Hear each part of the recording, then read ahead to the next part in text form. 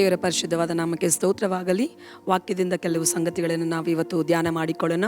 ಕರ್ತನ ದೃಷ್ಟಿಯಲ್ಲಿ ಯಾರು ಧನ್ಯರು ಅಥವಾ ಭಾಗ್ಯವಂತರು ಎಂಬ ಅಂಶದ ಮೇಲೆ ನಾವಿವತ್ತು ಧ್ಯಾನ ಮಾಡಿಕೊಳ್ಳೋಣ. ಮೊದಲನೇದಾಗಿ ನಾವು ಲೋಕರೂಢಿಯಾಗಿ ನೋಡಿಕೊಳ್ಳುವುದಾದರೆ, ಹಣ ಇದ್ದಂಥವರು, ಆಸ್ತಿ ಇದ್ದಂಥವರು, ಅಂತಸ್ತಿದ್ದಂಥವರನ್ನು ನೋಡಿ ನಾವು ಅವರನ್ನು ಭಾಗ್ಯವಂತರು, ಧನ್ಯರಂತ ಹೇಳುತ್ತೇವೆ.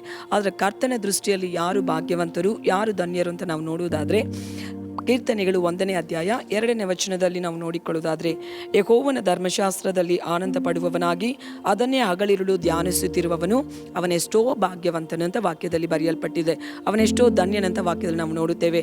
ನನ್ನ ಪ್ರಿಯ ಸಹೋದರರೇ, ನನ್ನ ಪ್ರಿಯ ಸಭೆಯೇ, ಈ ಬೆಳಗಿನ ಜಾವದಲ್ಲಿ ನಾವು ಈ ವಾಕ್ಯಗಳನ್ನು ಕೇಳಿಸಿಕೊಳ್ಳುವಾಗ, ನಾವು ಧ್ಯಾನಿಸುವಾಗ, ಕರ್ತನ ದೃಷ್ಟಿಯಲ್ಲಿ ಯಾರು ಧನ್ಯರು, ಯಾರು ಭಾಗ್ಯವಂತರಂದರೆ, ಯಾರು ಈ ಪರಿಶುದ್ಧ ಗ್ರಂಥವನ್ನು ಹಗಲಿರುಳು ಧ್ಯಾನಿಸುತ್ತಾರೋ, ಅದನ್ನು ಕುರಿತಾಗಿ ಆಳವಾಗಿ ಧ್ಯಾನ ಮಾಡುತ್ತಾರೋ, ಅದರಲ್ಲಿ ದೇವರು ಆನಂದ ಪಡುತ್ತಾನೆ. ಅಂಥವರನ್ನು ನೋಡಿ ದೇವರು ಅವರನ್ನು ಕುರಿತಾಗಿ ಅವರೆಷ್ಟೋ ಭಾಗ್ಯವಂತರು, ಧನ್ಯರಂತ ಹೇಳ್ತಾ ಇದ್ದಾನೆ. ಎರಡನೇ ಸಂಗತಿ ನಾವು ನೋಡುವುದಾದರೆ, ಕರ್ತನ ದೃಷ್ಟಿಯಲ್ಲಿ ಯಾರು ಧನ್ಯರು ಅಂತ ನಾವು ನೋಡುವುದಾದರೆ ಕೀರ್ತನೆಗಳು 32ನೇ ಅಧ್ಯಾಯ 1ನೇ ವಚನದಲ್ಲಿ ಕೂಡ ಒಂದು ಮಾತು ಬರೆಯಲ್ಪಟ್ಟಿದೆ. ಆ ವಾಕ್ಯವನ್ನು ನಾವು ಓದಿಕೊಳ್ಳೋಣ. ಯಾವನ ದ್ರೋಹವು ಪರಿಹಾರವಾಗಿದೆಯೋ, ಯಾವನ ಪಾಪವು ಕ್ಷಮಿಸಲ್ಪಟ್ಟಿದೆಯೋ ಅವನೇ ಧನ್ಯನು ಅಂತ ವಾಕ್ಯದಲ್ಲಿ ನಾವು ನೋಡುತ್ತೇವೆ. ಕರ್ತನ ದೃಷ್ಟಿಯಲ್ಲಿ ಯಾರು ಧನ್ಯರು, ಯಾರು ಭಾಗ್ಯವಂತರಂದರೆ, ಯಾರು ತಮ್ಮ ಪಾಪಗಳನ್ನು ಒಪ್ಪಿಕೊಂಡು ಅರಿಕೆ ಮಾಡಿ ಬಿಟ್ಟು ಬಿಡುತ್ತಾರೋ, ಅವರ ಪಾಪಗಳು ಪರಿಹಾರವಾಗುತ್ತದೋ, ಕರ್ತನ ದೃಷ್ಟಿಯಲ್ಲಿ ಅವರು ಧನ್ಯರು ಅಥವಾ ಭಾಗ್ಯವಂತರು. ಮೂರನೇದಾಗಿ ನಾವು ನೋಡುತ್ತೇವೆ, ಯೆಹೋವನು ಯಾವನ ಲೆಕ್ಕಕ್ಕೆ ಅಪರಾಧವನ್ನು ಎನಿಸುವುದಿಲ್ಲವೋ, ಯಾವನ ಹೃದಯದಲ್ಲಿ ಕಪಟವಿರುವುದಿಲ್ಲವೋ ಅವನು ಧನ್ಯನಂತ. ಇವತ್ತಿನ ದಿನಗಳಲ್ಲಿ ಲೋಕದಲ್ಲಿ ಎಲ್ಲಿ ನೋಡಿದ್ರೂ ಕೂಡ ಮನುಷ್ಯರ ಹೃದಯಗಳಲ್ಲಿ ಕಪಟಗಳನ್ನು ನೋಡುತ್ತೇವೆ. ಆದರೆ ಕರ್ತನ ವಾಕ್ಯದಲ್ಲಿ ನಾವು ನೋಡುತ್ತೇವೆ, ಯಾವನ ಹೃದಯದಲ್ಲಿ ಕಪಟವಿರುವುದಿಲ್ಲವೋ ಅಂಥವನು ಧನ್ಯನು, ಭಾಗ್ಯವಂತನಂತ ನೋಡುತ್ತೇವೆ.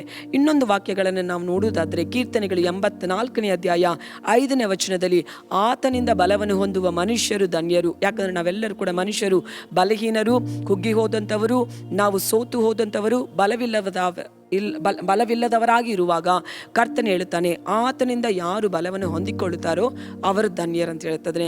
ಹಾಗಾಗಿ ಬೆಳಗಿನ ಜಾವದಲ್ಲಿ ಕರ್ತನ ದೃಷ್ಟಿಯಲ್ಲಿ ಯಾರು ಧನ್ಯರಂತಂದರೆ 4 ಸಂಗತಿಗಳನ್ನು ನಾನು ಹೇಳಿದ್ದೇನೆ. ಒಂದು, ಯಾರು ಈ ಧರ್ಮಶಾಸ್ತ್ರವನ್ನು ಹಗಲಿರುಳು ಧ್ಯಾನ ಮಾಡುತ್ತಾರೋ ಅವರು ಕರ್ತನ ದೃಷ್ಟಿಯಲ್ಲಿ ಧನ್ಯರಾಗಿರುತ್ತಾರೆ.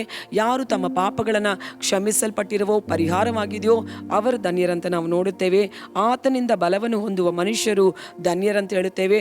ಅಷ್ಟು ಮಾತ್ರವಲ್ಲ, ಯಾವನ ಹೃದಯದಲ್ಲಿ ಕಪಟವಿರುವುದಿಲ್ಲವೋ ಅವರು ಧನ್ಯರಂತ ಹೇಳ್ತಾನೆ. ಹಾಗಾಗಿ ಬೆಳಗಿನ ಜಾವದಲ್ಲಿ ಕೂಡ ನಮ್ಮನ್ನು ಪರೀಕ್ಷೆ ಮಾಡಿಕೊಳ್ಳೋಣ, ಕರ್ತನ ಸಮ್ಮುಖದಲ್ಲಿ ನಮ್ಮನ್ನು ಒಪ್ಪಿಸಿಕೊಡೋಣ.